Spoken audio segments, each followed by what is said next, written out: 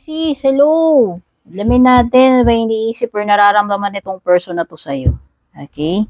Pwedeng current person mo or past person, kung ano man yung nagre-resonate para sa inyo. So, kunin nyo lang ano yung tumutugma. At kung talagang hindi tumutugma sa inyo, baka talagang hindi para sa inyo yung reading, wag na pong ipilit. Ano? So, this is for Sun, Moon, Rising, Venus signs. Pero welcome din po yung mga cross-watchers dito. Maraming salamat, Pisces, kung isa ka sa mga laging nakasubaybay at kung nakapag-like, follow, or subscribe ka na. Sa mga bago dito, please don't forget to subscribe sa ating YouTube channel, pati na rin yung FB natin, pakidamay, pa-like and follow na rin. Shoutout sa ating mga YouTube channel members, pati na rin yung nag-avail ng subscription sa ating FB, pati na rin yung ating mga tumatangkilik sa mga personal readings natin. Yan yung mga nag-a-avail. Especially doon sa mga veterano na pabalik-balik na. Maraming salamat po. At sa mga gusto namang mag-inquire or mag-avail, pakibasa na lang. Nakasulat sa description nitong video kung papaano nyo ako makontak. Kung balak nyo mag-book or mag-inquire. Pisces. I keep recalling our separation over and over again.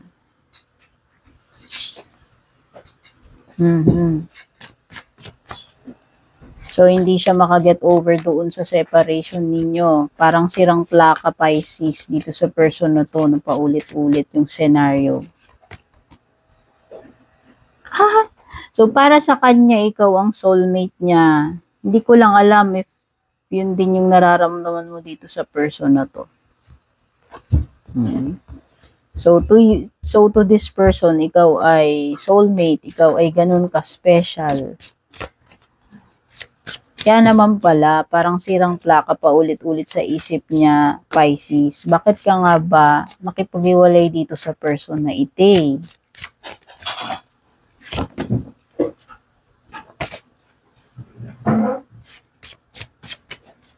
I hope that someday you'll forgive me. Ano yung nagawa niyang kasalanan sa'yo, Pisces? Sana daw mapatawad mo pa siya balang araw.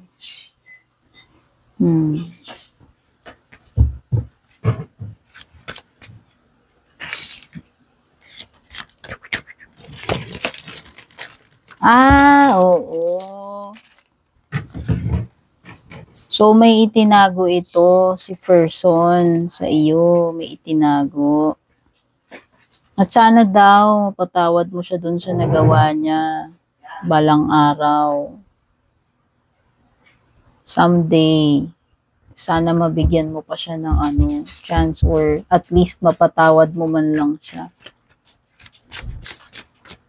Nagpanggap, no? Hindi ko alam parang may tinago siya tungkol sa sarili, sa sa kanya. Na siguro ang dating sa'yo is dinisave mo siya. Kaya siguro kayo nagkaroon ng separation.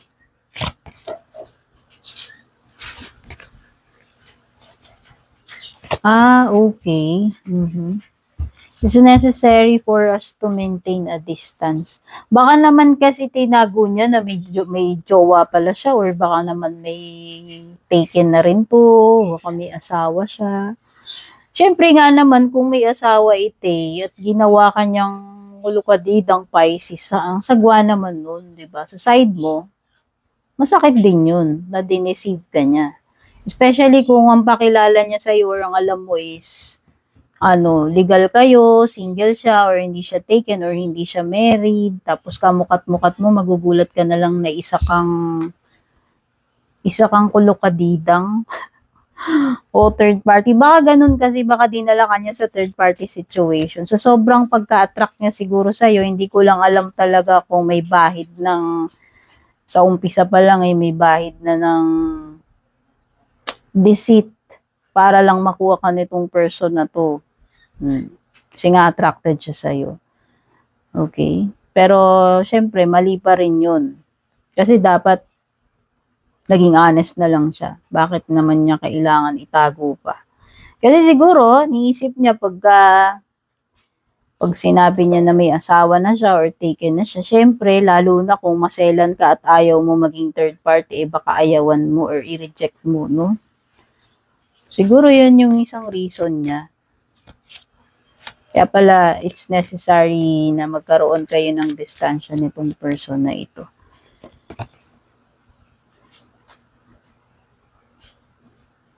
Okay, so lumilitaw dito, mas precious ka pa dun sa asawa niya or jowa niya, Pisces. Pero syempre lahat tayo deserve natin maging number one. Syempre naman, di ba lahat tayo, deserve natin maging legal. Ang pangit naman kung pangkulukadidang ka lang, di ba? Parang, ewan ko. Especially kung may anak na yan, ako. Diyos ko, nakakaloka naman, Pisces.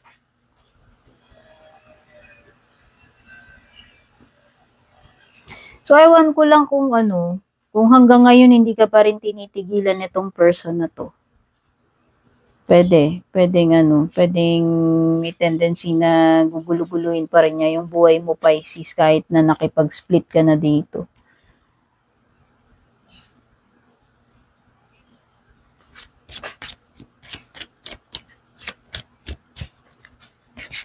So, ang kasalanan niya sa iyo is hindi siya naging honest. Tinago niya talaga.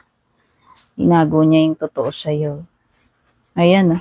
I have a clear memory of every detail of that day. Kung ano man yan. Yung separation ba yan? Or kung meron pang ibang ano man yung nangyari na yan na sinasabi niya na very clear pa rin sa kanya yung nangyari nung araw na iyon. Ikaw ang nakakaalam nung Pisces. So, di ba? So, ibig sabihin lang yan, itong person na to, hindi pa siya ready i-let go ka, pero ikaw na mismo ang pumapos. Kasi nga, niloko ka niya eh. Hindi niya sinabi yung totoo sa'yo.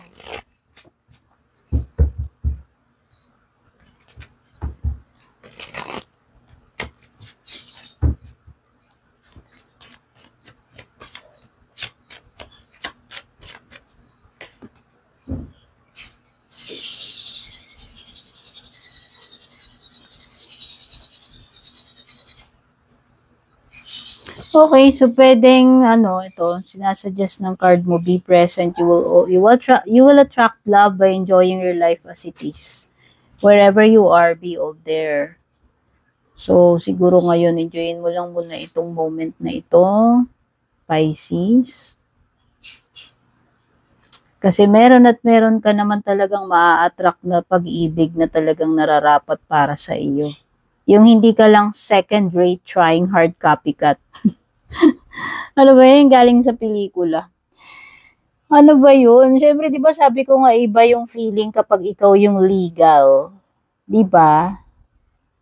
Ikaw yung legit eh. Siyempre, ang saklap naman ng ginawa sa iyo kasi nitong person na to. Pero yun na nga, dito na tayo sa isang pinag-uusapan.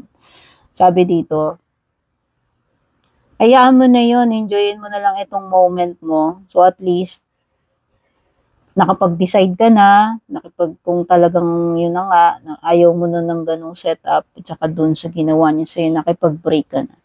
Hayaan mo na yun. Importante, itong present mo is, enjoyin mo lang muna kung anong klaseng setup meron ka ngayon. So kung single ka, edi single. Kasi parang meron ka rin naman ma-attract talaga eh. Kumbaga, syempre, meron talagang nakalaan para sa iyo, Pisces. Yung hindi kanya gagawing kulukadidang, di ba? Ayan. Maganda ito. You need to set boundaries. Ayan. You need to teach people how to treat you by being clear on what you will or won't allow. Maliwanag naman eh. At least, di ba, ano ba tawag dito? Tama naman yung ginawa mo, na-splitan mo tong person na to kung ginawa ka niyang third party dito nang wala kang kamalay-malay. And tama lang din na mag-set ka na ng boundaries.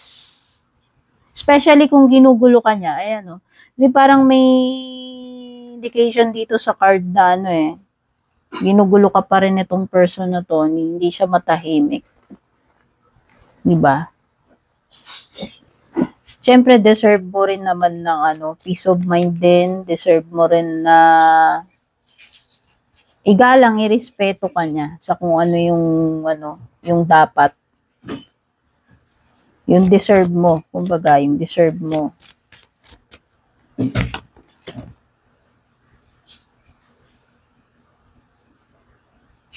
Open yourself to love. It is safe for you to let your heart be seen. Don't be scared. Hindi naman ibig sabihin na nagkamali tayo doon sa last, mali uli yung susunod. Walang nakakaalam. Pero, ibig sabihin, kung talagang gusto mo rin maka-experience ng love, meron at meron kang i-risk diba? Magri-risk at magri-risk ka, magta-try ka ng magta-try. So, sabi dyan is, i-open mo lang yung sarili mo sa love.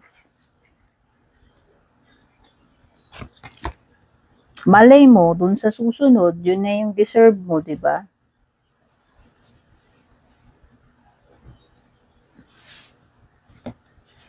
And you should not depend on others for your happiness, Pisces. Isa itong advice para sa iyo ng cards, no? So, sabi dito, take your power back. You're giving someone control over how you feel. Your happiness should only depend on you.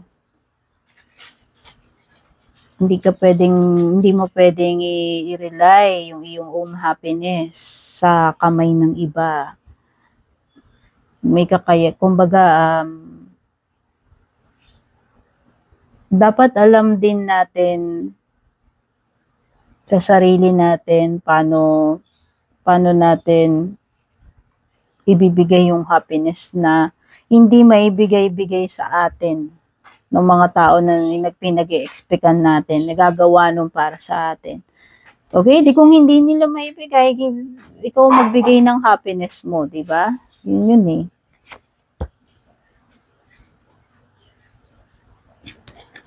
And iwasan mo ring mag-overthink. Iwasan mo daw mag-overthink. Lalo na kung halimbawa may mga negative scenarios ka na palagi mong inuulit-ulit sa isip mo, Pisces. Don't get too paranoid or kung masyado mag-overthink ng mga bagay na wala naman talaga doon. It will only spoil kung anong merong dapat na maganda na na-experience mo, no? May spoil lang niyang overthinking yan or paranoia na yan. Pay attention to signs. The synchronicities you have been noticing are not coincidence. So, kung ano man itong mga palatandaan na yan, Pisces, yung mga senyalis na yan, for sure, hindi yan nagkataon lang, hindi yan chances lang. Pwedeng meron something na dapat imbestigahan dyan, no? Especially kung paulit-ulit. Kung ano man yung tinutukoy dito na nangyayari niyan, yung mga signs na yan. Baka red flag yan no? Kala mo lang, hindi, baka nagkataon lang, ganito, ganyan. Okay? So, mag-pay attention ka daw dyan sa mga, palatandaan na yan.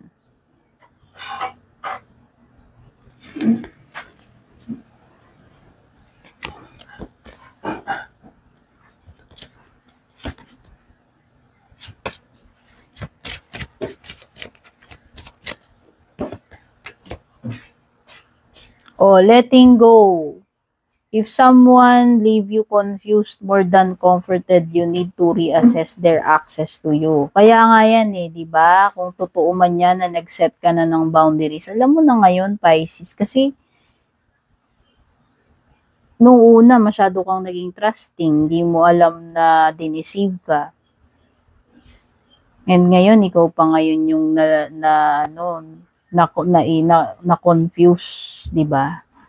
So, kung kumbaga, titimbangin mo kung ano ba talaga yung napapala mo from this connection. Mas marami ba yung nasasaktan ka, mas lamang ba yun or mas malamang ba yung nako-confuse ka? Abi ba, pag-isipan mong mabuti kung worth it ba na magstay ka sa ganong klaseng connection. Kaya nga yan naglagay ka na ng boundaries dyan.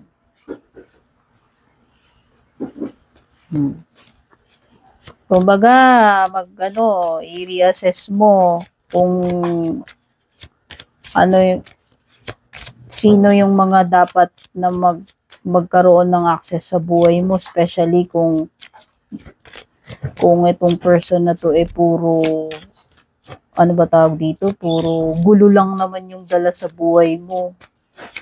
Mas lamang pa yung yung frustration, mas lamang pa yung stress, mas lamang pa yung kahihiyan, or mas lamang pa yung confusion kaysa yung okay ka, no? So, yan yung mga dapat mong i-consider sa paggawa mo ng decision pagdating dito sa relationship mo.